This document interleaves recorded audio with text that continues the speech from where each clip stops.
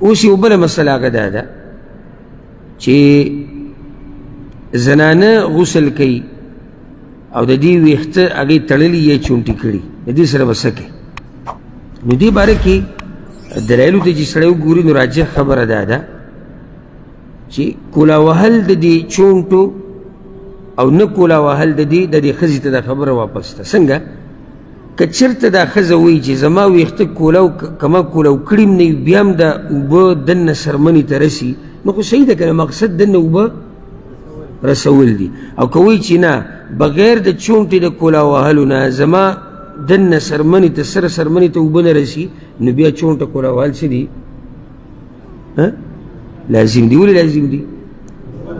ځکه دې نه بغیر کار نه کېږي او په دې دلیل دا دی په دې یو حدیث دلیل دی په صحیح مسلم کې دی ام سلمه رضی الله عنها پیغمبر صلی الله علیه وسلم پسې راغلی یا رسول الله زه داسې زنانه یم چې زه دا سر د ویښته ډېر مضبوط چونټې کومه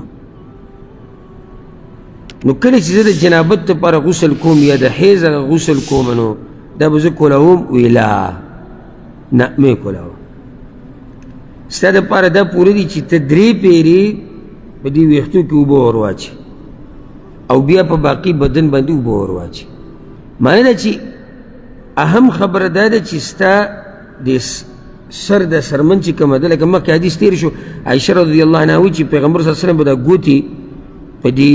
ویښتو کې ووهلي چې کله به یقین شو چې او دننه اوبه سرمن ته ورسېدي نو بیا یې په بدن اوبه واړولې نو اوس دلته بعض علما دا وی د حیض په دې غسل کې به کولاوي د جنابت کې که کولاو نه کي څه خبره نه ځکه جنابت غسل په مخه راځي صحیح خبره دا ده والله اعلم او مضبوطه چې که چېرته د دې زنانه د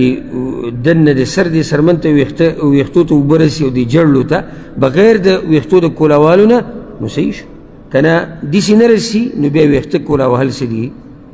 ویښته کولا وهل بیا لازم دي